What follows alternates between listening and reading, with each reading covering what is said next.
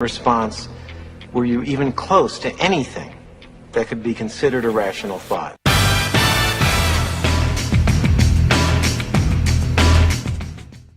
This is Doug Crow, and I am so honored to have this guest on with us today.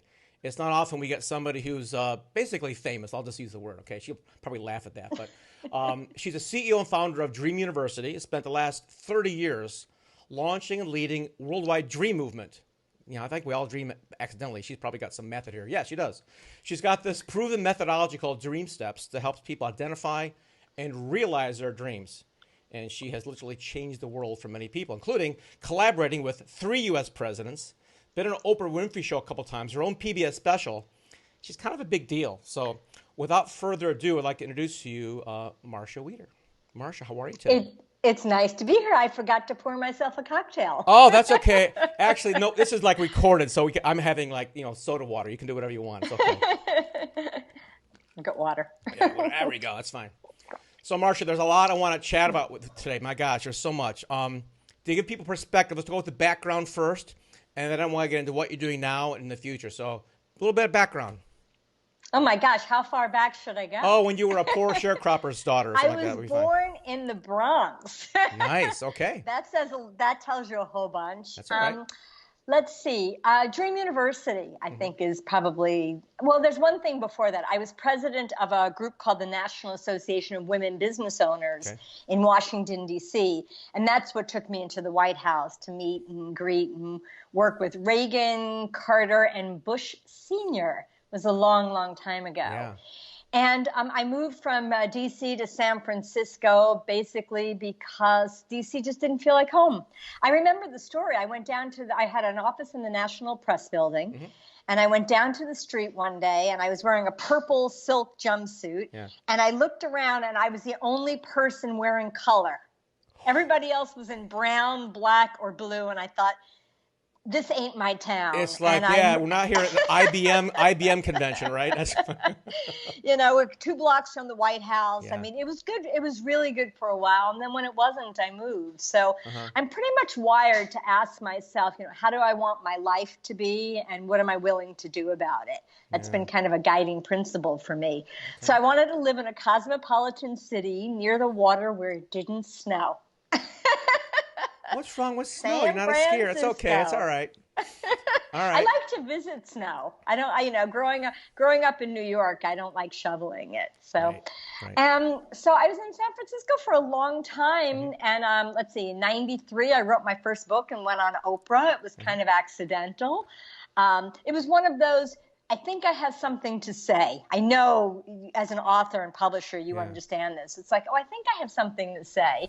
And I lightheartedly held it as a correspondence course with God. I thought, okay, if there's something that you want me to say, and I'm really here with a purpose and a mission and a calling. And I was one of the first people, even before Purpose-Driven Life, I was one of the first people to write and speak about finding your purpose. And what I discovered was 2 things. 200 things, but 2 things. One is where dreams come from is you make them up, right? Some of them are based on need, like food on the table. Some of them are based on your desire, like writing a best-selling book. But the dreams that come from your purpose are the most profound. So the second thing I found was standing in your purpose, the quality of your dreams and the quality of your life would actually change. So that was the beginning of, I guess, of me being my own guinea pig. Along the way, I was kind of always like, well, I think there's a method here.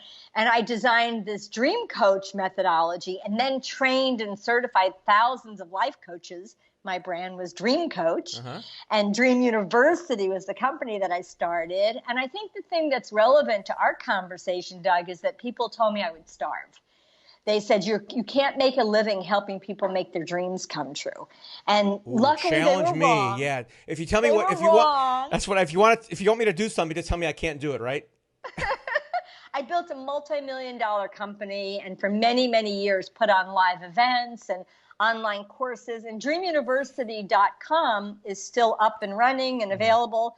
And as a matter of fact, since I just mentioned the URL, I mentioned we put together a crazy, wonderful gift for your Go for listeners. It's never too late for shameless promotions. I love them. Good. Dreamuniversity.com/gift, G-I-F-T, dreamuniversity.com/gift will give people a free 3-hour workshop. It'll give them my most recent TED Talk called Why Dreaming is Not Enough. After writing 15 books on dreaming, that was an interesting conversation. And then finally, it'll also give them short videos on the 10 steps in the Dream Coach methodology. So anybody that's listening that has a dream, needs a new dream, needs to get unstuck, or wants to be catapulted forward, dreamuniversity.com/gift, I think will be a very valuable gift to help people. All right. Well, I don't want to presume that I can cover all 15 books in this conversation today, but I am. You know what? I will tell you the last book, yeah, which is simply called Dream, yeah, and was premiered at #4 on the Wall Street Journal bestseller list. Nice. But it took 15 books for me to finally get the first sentence of the most recent book is dream is a verb. Yeah. And it was in, it's also a noun, right? We have a dream. Sure. But it's when we to dream. Mm-hmm. It was in writing that book that I decided to walk away from my business, which I know we'll talk about, and move to Rome, Italy. So dream is a verb. Dream is a you verb. have to act on it. Otherwise, it's a fantasy. It took you 14 books to get to the first line of the 15th one. Is that what you're saying? Exactly. All you right, understand. Cool. Yeah, I get it. I'm really interested because I do a little, we help people write their books. I've done work with neuroscientists and people in the woo-woo space and all that, and I'm fascinated by the topic of dreams in many ways. Number one, sometimes our real dreams, the ones we're having at night, are like completely disconnected from not just reality, but any experiences we've had. And then when I see your stuff here, it's like dream methodology. It's like, whoa, how can I actually harness this, channel it, and make it do something? So exactly. Is there a summation, or you want to go down this rabbit hole? Just go for it. I'm really curious. No, about I this. can do it in 3 easy steps. I love steps. Well, should I write these down somewhere? Hold on a second. Let me have a drink. Okay, I got my pen ready. Go.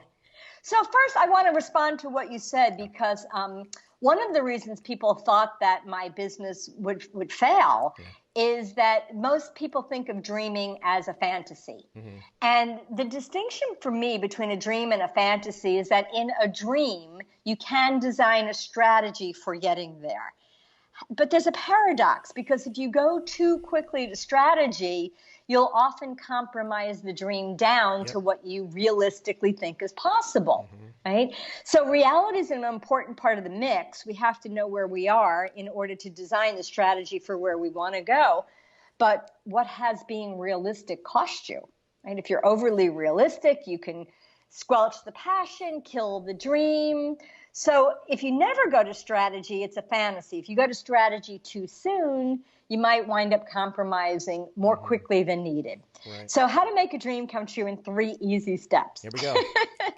So in school, we learn the ABCs. At Dream University, we teach the CBAs. C, get clarity about who you are and what you do and don't want. Your ability to say no more, no thank you, and to be discerning can really free up a lot of headspace, insight, clarity. So C, get clear on what it is you want. B, believe in yourself and your dream. Most of us realize that our attitudes and beliefs are never neutral. They either hold us back or move us forward, but a lot of us have forgotten that we can choose what we believe. Right. So choose to believe in your dream and demonstrate that you're more committed to your dream than to any doubt, fear, or reality by taking action. Yeah. And then there's a shortcut step. The number one way to experience greater ease and shortcuts on any dream is to share your dream with other people, which scares the hell out of most people. Right. Totally. And most people don't want to tell us their dreams because we might expect them to do something about it. But there is a whole skill set in order to master manifestation. We need to master the ability to build our dream team and to inspire other people to help us. And that's where the issue or obstacle around not having enough money can be overcome as well. So C, get clear about what the dream is. B, believe in yourself and your dream. And A, take action to prove that you really do. And I'll add one other caveat. Yeah, go ahead. That on a big dream, or a long-term dream, you can't just plop it down on a to-do list. You know this. People write, my dream is to write a book, and then they never do it. Yeah, so close. big dreams and long-term dreams need short-term projects. Right. A project that I think you can accomplish easily in 1 month or less, because a month is a short enough period of time to produce a real result. Right. No, it's a long enough period of time to produce a real result, but a short enough time to stay passionate and excited about it. Yeah, so you can actually, it reinforces the belief when you make some milestone, no matter how small. Right? That's right. You hit the nail on the head, because nothing activates that doubter inside of us more than saying we're going to do something and not doing it. And that's why I think that the key to manifestation is both intention and integrity. So a lot of people talk about intention, but the road to hell is paved with good intentions. So our ability to, we say we want one thing and then we do something else, or we say we want something and we do nothing. I did understand the self-sabotaging systems of people, fear of success, right? I didn't really get it. And then the more I reflect on some things in my own life, I'm like, why did I shoot so low for that one? Why didn't I just think a little bigger? And I was just rereading David Schwartz's book, Magic of Thinking Big, classic, right? It's a long time ago I read it. And I opened it up again because I have a couple friends who when they talk about a project, it's like they're adding a zero or two that I wouldn't have done. I'm like, oh yeah, you're right. It takes the same amount of work to do $1 billion idea as a multi-million-dollar idea. So why think mediocre? Well, this is the difference between being a dreamer and being realistic. Yeah. Of course, reality is important, but who are you putting in the driver's seat? We need the realist part of ourselves. It's kind of like we have a dreamer that says, yes, I can. And we have this doubter that says, no, you can't. And then if you turn the voice of the doubter down, it becomes the realist. And the realist wants to know, well, where are you going to get the time and where are you going to get the money? Basically, what's the plan? But in the early phases of a dream, you may not have it all figured out. And that's why if you're overly realistic, don't look in your checking account to decide whether or not you believe in your dream. That's a terrible place to look. But if you master the skill of inspiring and inviting other people, well, you can overcome that obstacle. I think every obstacle is either an internal belief, something I believe about myself, life, my dream, or the world, or something that simply requires a strategy or a plan. Right. And it's an amazing moment when people actually see and really get it, that the thing that's stopping them from going for that big dream is often some belief that they don't even really believe anymore. They're kind of stuck in an old way of thinking. Yeah, it's a really strange combination. I need to figure this out for a bunch of my clients and maybe on the people watching this today. I'd look at things like Peter Diamandis, the X Prize, right? I've got this idea to give away $10 million prize for the first private firm to launch a rocket in space. Great idea, empowering people. Did you know that he didn't have a dime when he launched that? I know Peter very well. Okay, so great story. And I love his book, Bold. Which is really about dreaming big. That's exactly right. He had nothing, had no idea. It was, it was outrageous, right? Right. But that's a tricky piece because a lot of people are like, well, if I'm all about integrity, so how can I do that without knowing where the money is coming from? So a lot of it is, what are you willing to put on the line? What are the risks that you're willing to take? Right. And for every one like Peter, there's, a million who may think that, but they don't hit it. But never do it. Right. So if they, don't be given dreaming a bad name by just be thinking about it, talking about it. That's right. You got to put some action behind it. Demonstrate you're serious by taking action. Dream is a verb. That's right. So, but the difference between someone like Peter, I've got a $10 million idea with no money, and somebody who's like, hey, I want to, be a New York Times bestseller or whatever. What's the difference between those two dreams? It's not just action. It's mostly something else. No, it's interesting. I don't know that I've been asked the question in that way, but what I'm remembering is that Peter originally started out to be a doctor. Oh, okay. That was one of his original dreams. Yeah. So at one level, he failed. It's a really cool thing when you learn how to fail without identifying yourself as a failure. Yeah. Oh, it sort of brings me into kind of the midsection of my story, and that was 5 years ago. Here, let me send the dogs to bed. Go to bed. Go to bed. No more treats. All gone. Aww. Go to bed. We're talking to Ciao and Bella, my two little love bug Yorkies. Ciao and Bella, yes. Ciao and Bella, who moved to Italy with me from California. Nice. I don't know why this keeps falling out of my ear. That's right.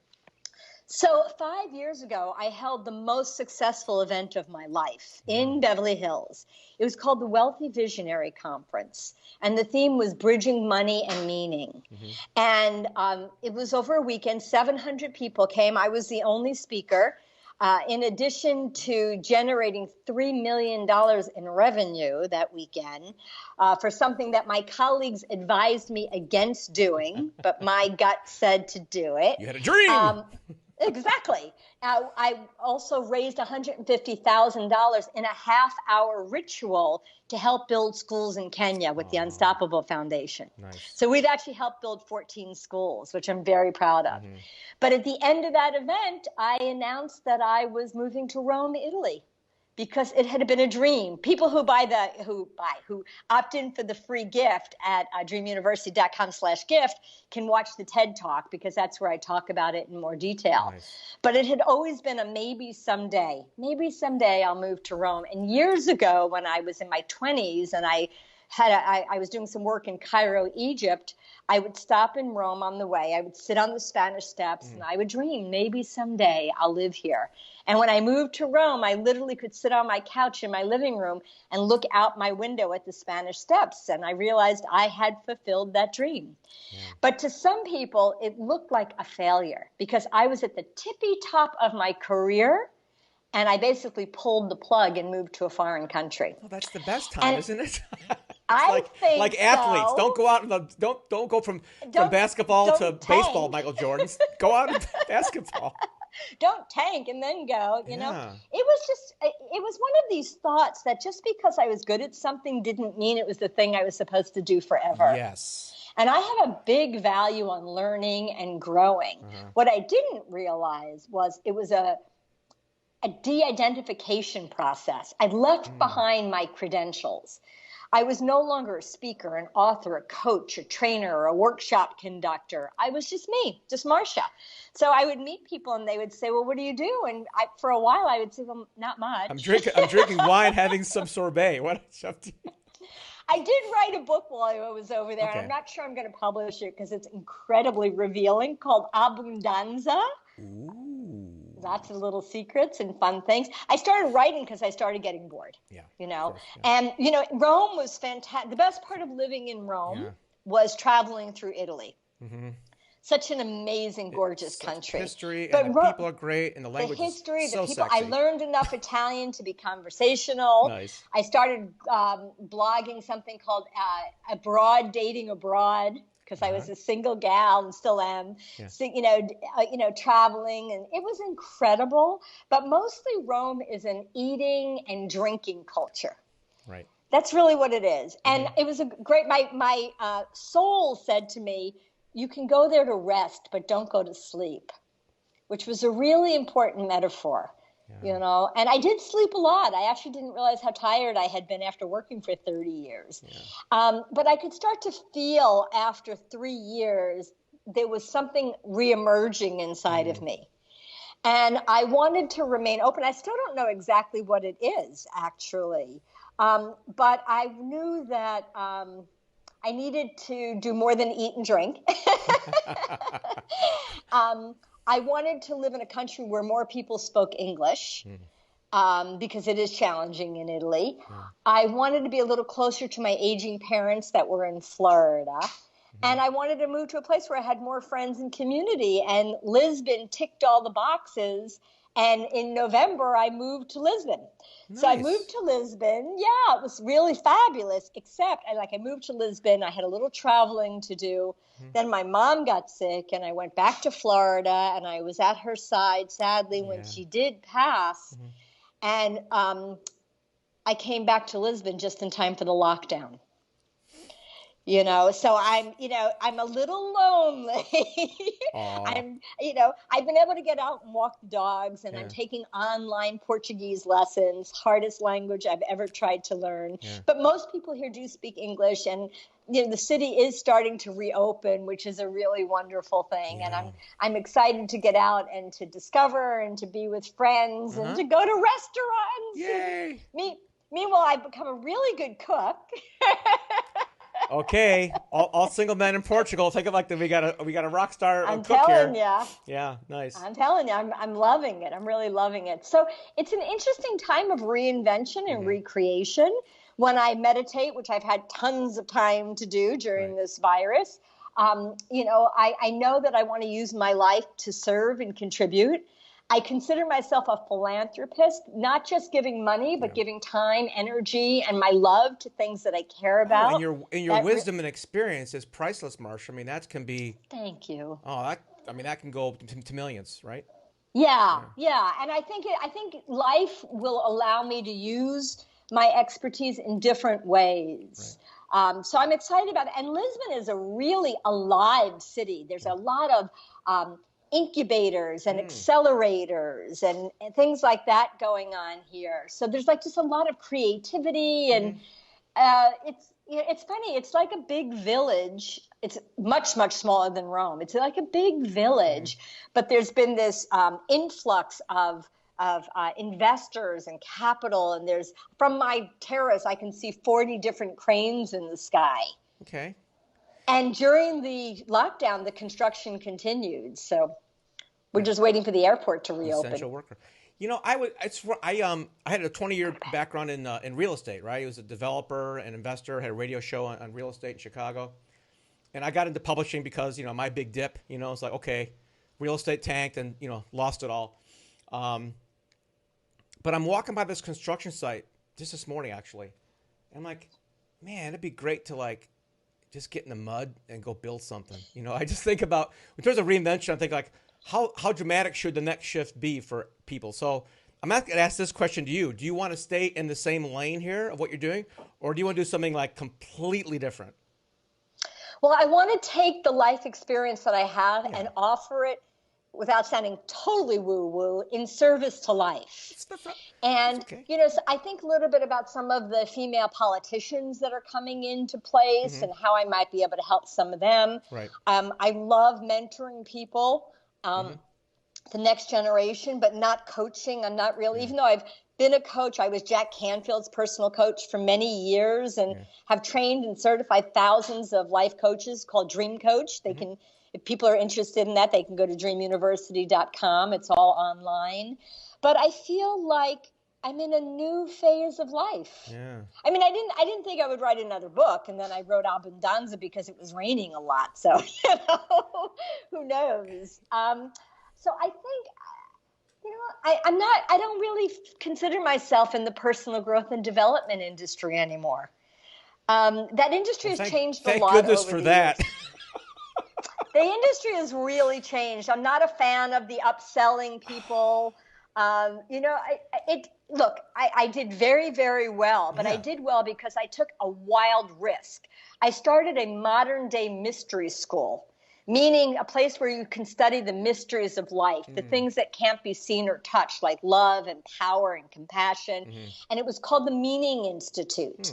And what I had found was, through Dream University, the dream that people had more than any other dream was to know that their lives mattered. That's why the theme of my big event was bridging money and meaning. Right. Because being a wealthy visionary is not just about how much money you have in the bank. It's how you live your life and your ability to be generous and to be in service, philanthropic. Yeah. So I was blessed that I did that for 3 years, and I did incredibly well with it. And that's afforded me, and I do say this with humility, but I do want to say it. It's afforded me the opportunity in this phase of life to not think about money. Right. So I can go volunteer and I can contribute, and I don't have to say, well, what's your budget? I could have stayed in it longer and I could have made millions more, but I had enough. That was kind of my feeling. It's like, I have more than enough. I have enough to give and enough to be generous and enough to live my life. And by the way, moving to Portugal, I pay a fraction of everything Hello. here. Yeah. I lived in You know, Southeast Asia for a while. I love it. It's like America's like, I don't know. I have a 3-bedroom, 2-bath, top level with a huge terrace and an amazing kitchen in the center of the city for $2,000 a month. Amazing. It's amazing. And my health insurance for a year, $500. A year. Not A per year. month, not every 2 weeks. A year. No. Oh, no. And in the States, because I still have to keep my health insurance there for a few more years, Right. I pay almost $1,500 a month. Nuts. Just in case. Just in case. But we have the best healthcare system in the world, don't we? Oh my God, we can't go down that. Yes, we can. Yes, we can. Cocktails and Conversations has no rules. You can swear. You can bring your dogs on camera. But yeah, I've traveled around the world and stuff too. I'm like, people, you got your procedure done in Thailand? I'm like, yeah, because it costs like 20 cents on the dollar, and the doctors were trained in the U.S. and I had like 5 nurses. I mean, there's so many examples so many things. People. But I would say I love being a global citizen. Yeah. I really do. I Me too. loved living in Italy. I love living in Portugal. I don't know where my next forever place is. I think if and when I fall in love, I'll relocate for love. Oh, I like that one. That's it. Because I'm at home anywhere in the world. So it's all good for me. It's funny you say that. Somebody asked me when I was traveling a lot, said, what's your favorite place? And with complete sincerity, I always said, right here. Wherever I am, that's my favorite place. And the last place, after going around the world with my son, the last place I stopped off at was Ohio. Okay, so to spend 9 months. If you can say that about Ohio. To spend 9 months with my parents. To spend 9 months with my parents. Ah. Right. So that was like, okay, I'm going to do that for a while, and business tank because I was like part-time caregiver. But that wasn't the currency that was important. The currency that was important was that currency with my parents. So yeah, I love that world citizen thing because people. Unfortunately, and even in all of our maps, think about all the maps we've seen. What's in the middle of the map? Us, U.S. What percentage of the population, of the world population is the U.S.? 5%. It's amazing. 5% of the world population is the U.S., but when you look at any map, USA in the middle, the big powerhouse. And I love... Doug, how old is your son? He's 20... Oh, boy, he's going to catch me on this one. Be 26 this year. Yeah. And how old was he when you took him around the world? He graduated. This is a good story. If you want a short one, he 3 weeks in graduation, he calls me up, Dad. I got this degree in like sports marketing and management, but you gave me that entrepreneur book, and now I don't know what I want to do. I'm like, dude, don't do anything. All my friends are interviewing, Dad. They're taking jobs. I'm like, don't do it. Don't do it. Do nothing. Well, I got to live. I said, why don't you just travel with me? What am I going to do? I can't afford them. You can help me out. Put him to work like 2 hours a day on some project. So we went Thailand, India, Cairo, Greece, France, Italy. I mean, we went around the world, actually 2 times. But yeah, and then the best part was after a year we got back, he said, okay, Dad, now what? I said, now you're on your own. Get a job. So it's like... He's slightly miserable, but like, well, it's a good lesson. Amazing opportunity for both of you. Oh yeah, it was great. Yeah, he said it was a milestone in his life. I'm like, that's good. So now go out and do something with it. So yeah, it was fun. But yeah, the world's a funny place. I'm so resonating with you on the world citizen thing because I love my country, I love my people, but it's not the only place I want to hang out. So. Yeah, it's a good time to be in another country right now, But I mean, why is that? What's why going is that? on the past few years? I mean, I don't want to get political, but I can sum it up in a word. I mean, I think I don't hide mine. I'm like, I don't care. The extremes on both sides are extreme. Like, would you just focus? It's definitely gotten worse. Reasonable. I mean, even this, to wear masks, safety versus the economy. It just became the next thing for us to divide over. You didn't see it here in Portugal. Nobody was hoarding paper, toilet paper. Really? Not one single person. There wasn't that kind of panic. Also, it wasn't long ago that Portugal was under a dictator. Right. That's so right. when the government said, go home, everybody went home. Yeah. And the numbers are throughout the entire country, there's still only about 1,000 people, I think, that have actually died from the virus. I mean, people took note. And there's a kindness that people knock on your door and say, "Do you need anything?" I mean, obviously that's true They all over the probably world. actually know their neighbors there, as opposed to in this country where I don't even, you don't know your neighbors anymore because nobody sits on the porch and says hello and brings off a gift basket when they move in and all those things. That, I was in my kitchen. I opened up the window and there was a woman hanging clothes on her line. And I'm like, hola, fala inglés? She said, yeah, I speak English. I'm like, who are you? She said, I'm Maria. And I said, I'm Marcia. She said, are you here alone? I said, yes, with my 2 dogs. She said, my kids can go out and get you anything that you need. You can just bang on the floor. That's awesome. I love it. I know. Yeah. I really feel very, very blessed to be here. How long did you live in California? Oh, I lived in California for a long time. So I was in California from 1993 until 5 years ago. So almost 20 years. Wow. I loved living in California, but it really is a bubble from the rest of the world. You think? Yeah, I used to travel around the country and I would give lectures and then invite people to come to different events. And then I realized the events that I'm hosting are in California, so why don't I just focus on doing stuff in California? It was much easier. It was much easier. I mean, Yeah, go ahead. I was just going to say my business model was I would give 7 to 10 keynotes on other people's stages, like Harv Eker and Peak Potentials and all those guys. And from that, I would sell a package in the back of the room with my 3 home study courses, Wealthy Visionary, Dream Coach Certification, and How to Be an Inspiring Speaker, and then include in that package 2 tickets to my event. Right. And so 7 to 10 keynotes would put 700 people in a room with me, and in a weekend, that generated $3 million. I mean, it was a really smart model. And that's why my friends thought I was really stupid when I said I was going to stop doing it. They said, you have this dialed in. It's so easy. And I'm like, but if I keep doing this, there won't be space for something new. And I mentioned it earlier, I want to revisit. I had really been practicing discernment. The ability of saying no more and no thank you allowed me to say now what to what I really wanted. And I spent several years saying no to things that didn't completely light me up. I was invited to do a lot more speaking, a lot more travel, high-level mentorship, and I could say, well, thank you, but no, it doesn't feel right now. Thank you, no. And I kept clearing away. And from that space of being so clear and empty and available, that's where I got the idea or the guidance to start the mystery school, the Meaning Institute. And that really changed my life. And, and then nobody was more surprised than me. Then, it was like I was guided to do it for 3 years. After 3 years, I pulled the plug, moved to Italy. It wasn't planned. It wasn't like, oh, when I get to this age, I'm going to retire. It didn't actually feel like retirement. People were like, well, what are you doing? I'm like, well, I think I'm on a sabbatical. I think I'm on a sabbatical. I'll let you know tomorrow. And they would say, how long? And I'm like, well, I'll let you know when I'm done. Yeah.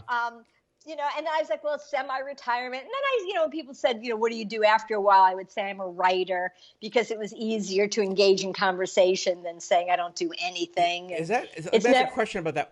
Is that just Westerners questioning? Because I know that. No, a lot of the people in Rome wanted to know what did I do? Okay.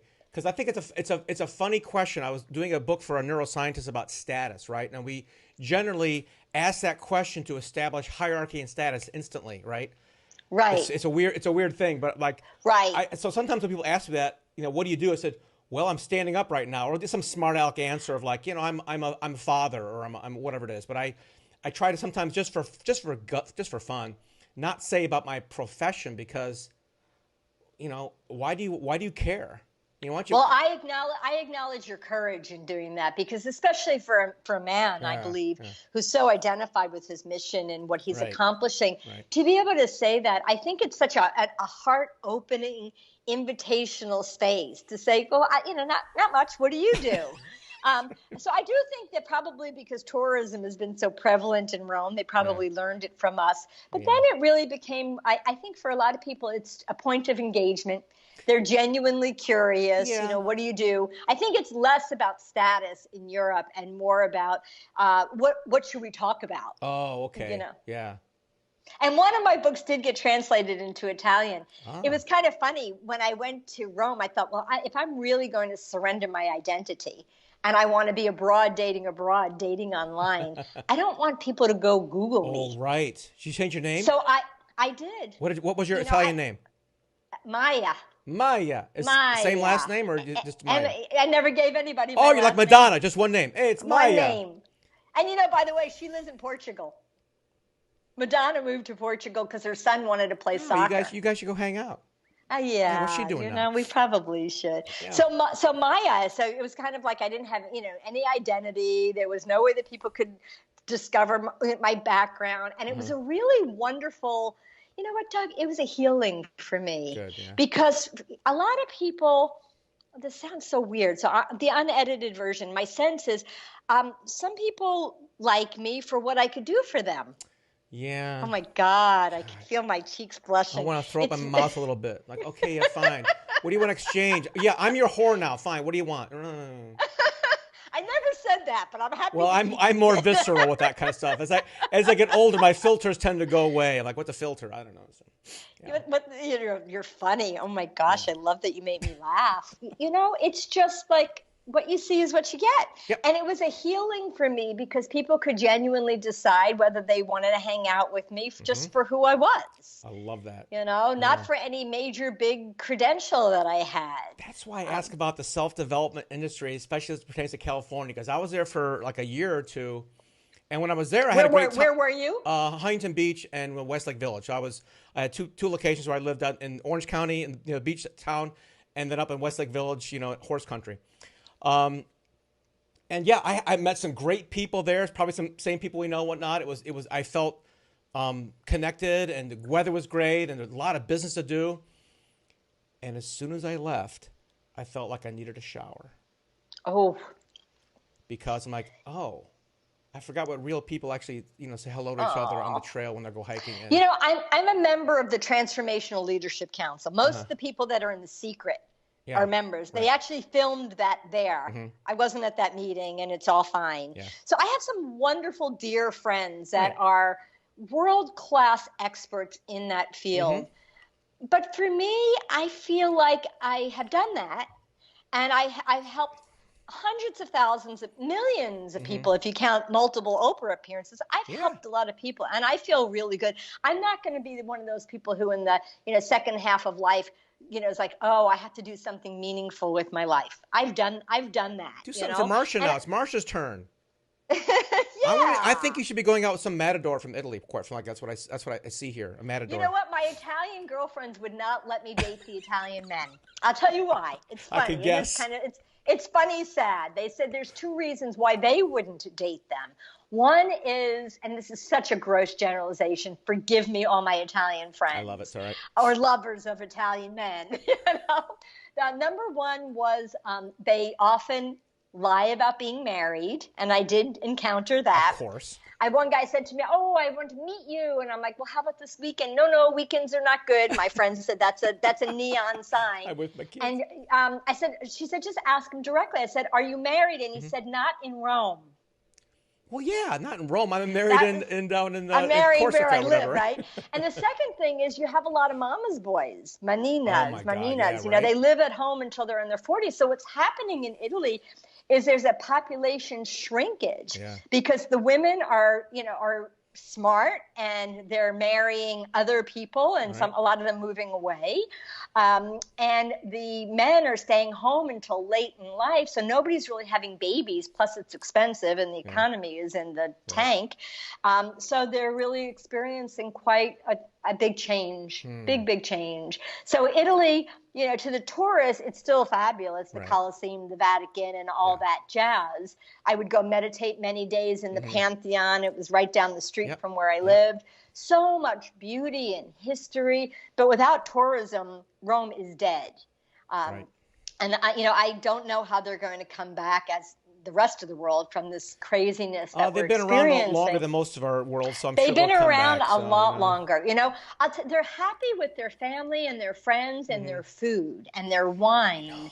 But underneath, people are not very happy. They're stuck. Most of them don't speak any other language. It's cost of living is very expensive. We saw what's happening there was starting to happen in Lisbon, but they stopped it. And that was the expats were moving in, so the cost of rent and everything else was increasing, so the locals couldn't afford to live there anymore. And Lisbon said, we don't want that to happen here, so they put some controls in place. But you got under the gauntlet, did you? Yeah, I think I may have, because the residential rules changed the end of the month when I applied for my residency. So I think I got in just under the wire. Wow. So I'm happy to be here. They're happy to have people come in, but they're starting to minimize the whole Airbnb scene. There used to be a thing called the Golden Visa, which they still have in Portugal, but they don't offer it in Lisbon and Porto anymore. It used to be if you invested $500,000 or more, you would get this golden passport that would allow you to move easily through Europe and for as long as you wanted to. And they just said, there's too much development going on in the big cities. We need to get more people to go out to the countryside. Right. Yeah. Interesting.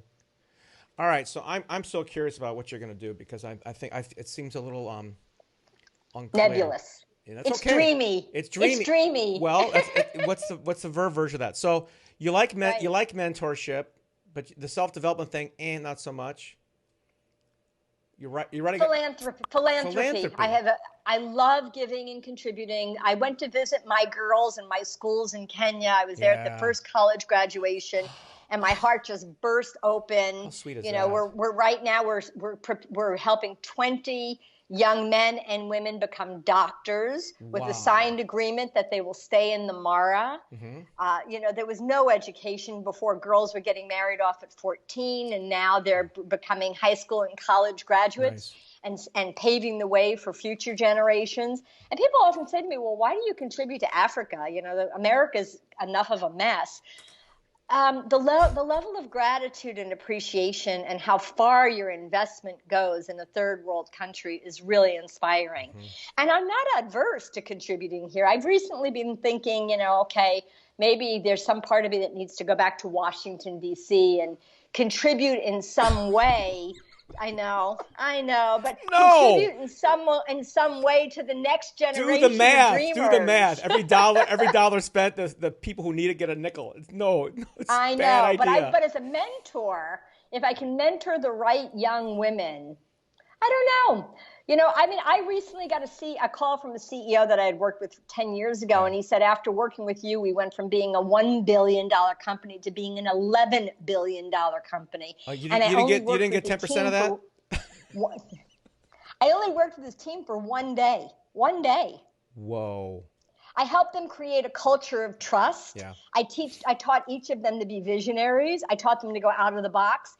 And the CEO decided that instead of becoming a billionaire, he was going to make his top leaders and managers, these 7 other people, millionaires. And so here it is 10 years later, and the company is massively growing. He's got more free time to play and enjoy. Love it. Each of the individuals knows what their purpose is and how to bring it to the company and the organization. And I thought, well, if I can make that kind of difference in 1 day, that's what I'm looking for. Where in the world can I make a difference? Not just a financial, but an energetic, an emotional, a spiritual, a physical. Where can I use my God-given gifts and talents to really contribute and make a difference? So many choices, so little time. Man. What do you think? My first gut instinct tells me 2 things. Number 1, my coach was telling me about leading versus lagging indicators the other day. I'm like, oh my God, you're right. Everybody focuses on their lagging indicators, how many sales you've made, all that. Like, who cares? If you focus on the leading indicators of how many lives you've touched, how many people you helped out, it takes care of the money, right? We've heard that before. In your case, you've got such wisdom and experience. I'm going to challenge you to think bigger. I think I'm open. I think you have the wherewithal and the gravitas to do a United Way version without the $3 million CEO salary, a United Way version of empowering young people. And that's kind of selfish because that's kind of what I do in my spare time. But I think that, here's an example. I was a Big Brother in Orange County for a year. And the CEO of Big Brothers Big Sisters in Orange County worked in the prison system for 30 years. And it took him 30 years to figure out there's no such thing as rehabilitation. I got to get him early. So he became the CEO of Big Brothers there. So when I think about how screwed up young kids are, because I volunteer for Rotary's youth leadership every year for the past 6-7 years. And these kids are brainwashed by their schools, their parents, their teachers, their friends on the most ridiculous things. And I'll tell you the story another time, I think, because it's horrifying. You want to hear it? You got a minute? Yes, of course. It's important because it relates to what I think what you can do. These I work with 100 kids every fall in Rotary, and we do like the whole communication empowerment thing. Blah, blah, they do team building skills outdoors. But I spend a couple of evenings with them just chatting, and I say I want you guys to think about things that have been said to you, and you have 2 note cards. Write down one thing somebody said to you which disempowers you, and one thing that empowers you, and fold them up. And keep the empowering one in your pocket and take the disempowering one and pass it forward. Do not put your name on it. I get 100 of these note cards every year, and I go through them, and I read them aloud to everybody. I'm too fat. I'm too stupid. I'm not good enough. My mother's boyfriend wishes she would have had an abortion. These are the words that are being spoken to these kids at an early age, and damn it, they are in their brains, in their hearts forever. You can't take back these things, right? Words have a lot of power.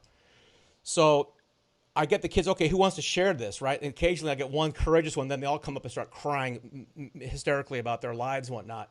And I say, okay, now what are you going to do with this stuff, guys? So we take all the cards, we go to a bonfire, and we burn them and start shouting and doing things. And so now that we read the positive cards, and said, take that one with you and keep it forever. My point is, working in, whether it's politics or, COVID mask or anything, it's too late.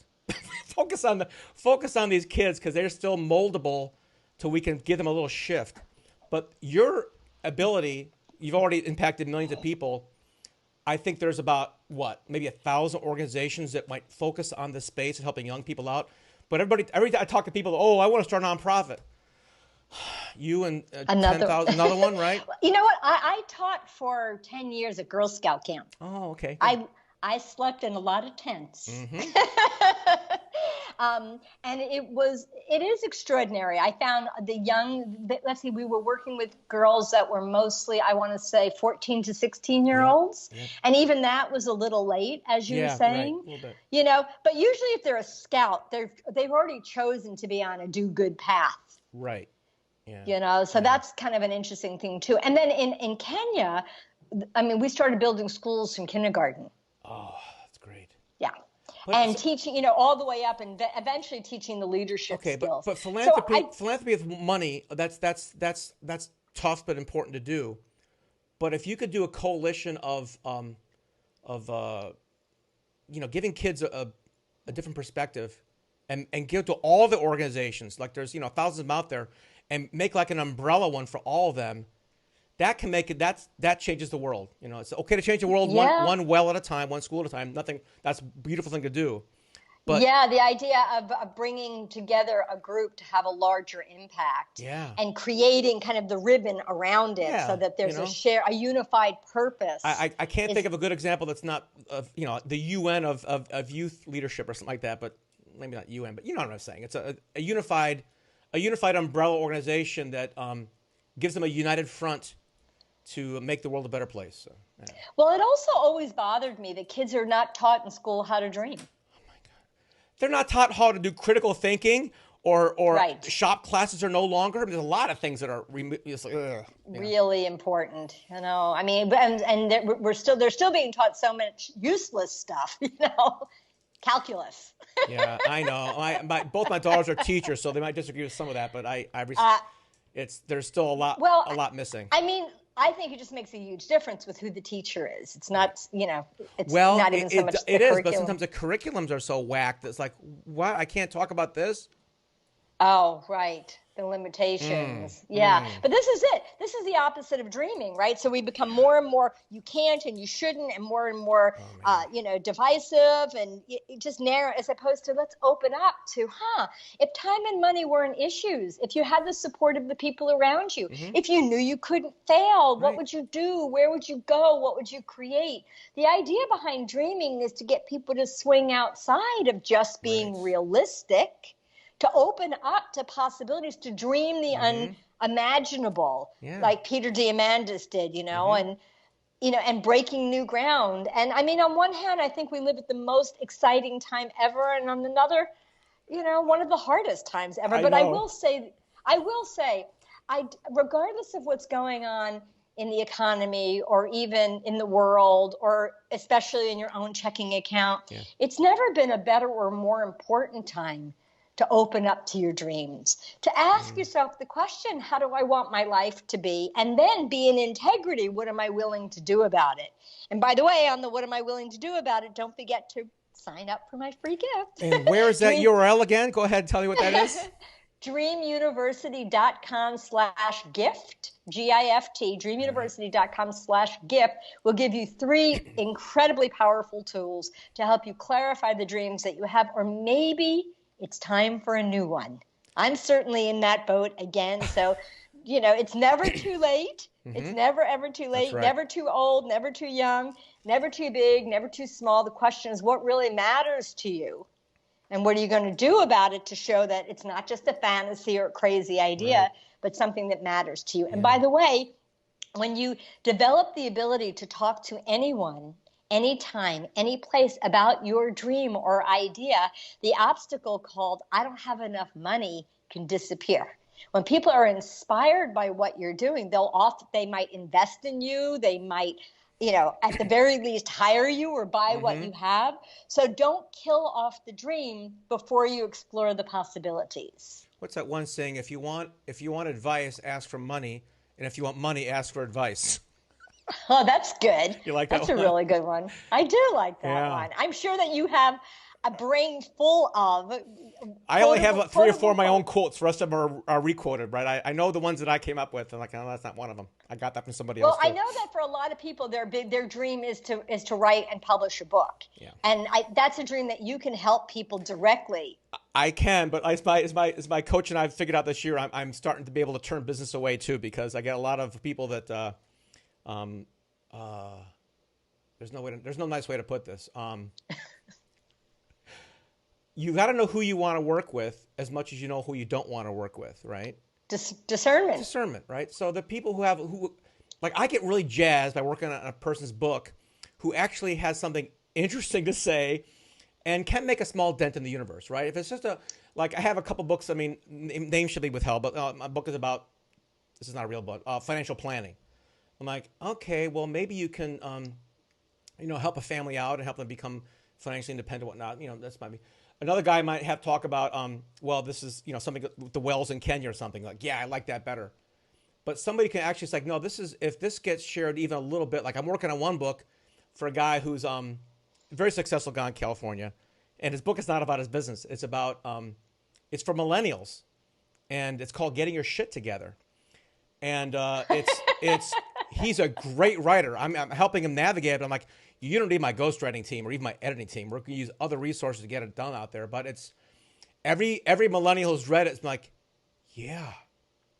Oh, it's great. They need really help. Piques their interest, and because they're getting a bad rap, they've got real thoughts and ideas, and whatnot. They're trapped in this new world where they grew up with the internet. That's all they know. We know both sides of the world, and there's a lot of different things there. But yeah, and another one that I'm working on I really enjoy is it's called the $68 trillion tsunami, the largest wealth transfer in history.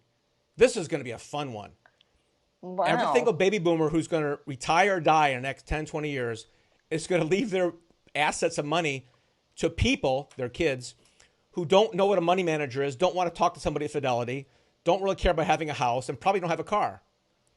So what are they going to do with their money? They're going to put it in their little stash app or something like, here's Dad's $250,000. I don't know what to do with it. It's a really big opportunity for financial institutions and people to say, well, millennials think, act, and they're wired completely different than you and I are. So it's been really fun to go through his interviews on it, at least. But Well, I hope they also learn to dream, because at one level, as the world is changing so fast, we can't even possibly keep up with it. And who would want to, right? But the ability, kind of day by day, moment by moment, to actually check in, who am I? What do I need? How, what makes me happy? How do I want to contribute? How do I want to live my life? The ability to ask good questions, that hasn't changed. Our ability to listen, our ability to listen to our deep inner knowing, our wisdom, and then to have the guts, the courage to act on what's true for us, more important than ever. So last question on the dream thing, and then we'll wrap it up. But I'm really curious about how are you able to help people navigate around, through, or over the obstacle of fear? Fear of success, fear of failure, fear of embarrassment, or all these silly things. We all have it. Yeah. How do you navigate around that? I think every part of us serves a function, even fear. It's true. Yeah. And fear is a kind of a cousin to doubt. If you're immobilized, if you're stuck, if you're procrastinating, if you feel like, oh, I'm not sure this can work, doubt, there's usually some level of fear there. And what I teach is turn toward the thing that you want to turn away from. So to turn toward the fear, maybe even have a dialogue with it, journal with it. F for fear, M for Marcia. I am Marcia. I'm asking the questions. I'm writing it out in play form. I'm asking it questions like I'm an investigative reporter.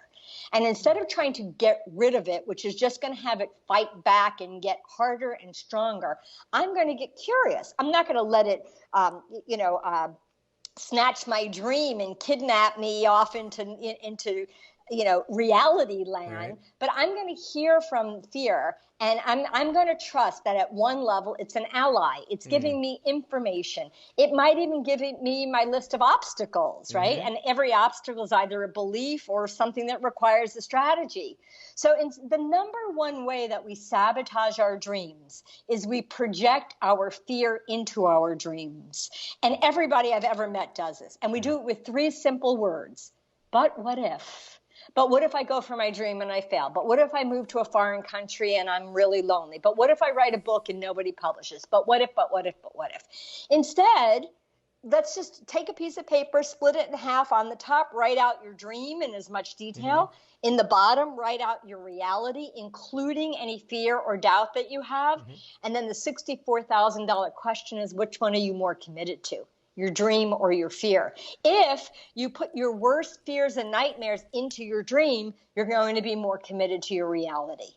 But fear is not, it's not part of the dream. It's part of the reality. So it's not that we don't have it. It's not that it's the enemy. It's that we don't engage with it to see what it's really about, or we let it hijack us. That's the word I was looking for earlier. We let it hijack us away from our dream.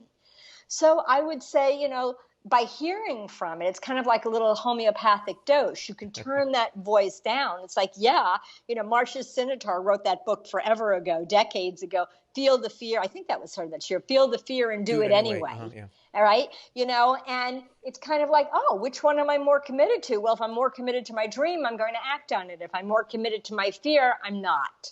It's as simple as that. So I believe that we can develop much more muscle and capacity for dealing with fear. But the secret is to do what's counterintuitive, and that's to turn toward the thing that you want to run away from. Engage with it from a heart center, using your mind, using your tools and your skills, but ultimately make the decision to show yourself and the world which one you're more committed to. Dramatic pause. Because I could go on and on. No. I want to that's going to be like a snippet. We'll do a transcript and put this thing. That's brilliant, Marcia. I really like that. On the dreamuniversity.com/gift, yes. On the 10 short videos that I pulled from the Dream Coach process, step number, intention, integrity, purpose, dreams. Step number 5 is all about dealing with your doubts and fears. And step number 6 is about limiting beliefs. Outstanding. So people can skip ahead to those pieces if they want. The videos go are through it. They're Be short. thorough. you It's a left Brainerd. really good process. I mean, it really is. It's helped hundreds of thousands of people in countries all over the world because on one hand, it's CBA, get clear about what you want, believe in yourself and take action. But if you don't know what your purpose is, it's hard to know what your dreams are. Right. And I said it earlier, but I think it bodes repeating, standing in your purpose, the quality of your dreams and therefore the quality of your life will actually change. So doing the work to know who you are, and purpose, I believe, is something it's inherent. It's not like finding a needle in the haystack. It's something that's inside of each and every one of us. And session number 3 in the Dream Coach methodology talks to you specifically about how to find your life's purpose. Outstanding. And that URL one last time. dreamuniversity.com/gift. We appreciate your gift so much, Marcia. I want to have another conversation because I got about 4 or 5 new things I want to talk about. So, we have time, I would not today. love it. Another time, we'll schedule another time, and I want more politics, religion, and sex. We'll talk about those 3 things that nobody has talked about. I'm happy to talk about all 3 of them. All right. I want to hear about that new book. Thanks again, Marcia Weider. Just so grateful for you. We'll talk again soon. Thank you so much. Thanks, Doug. You bet.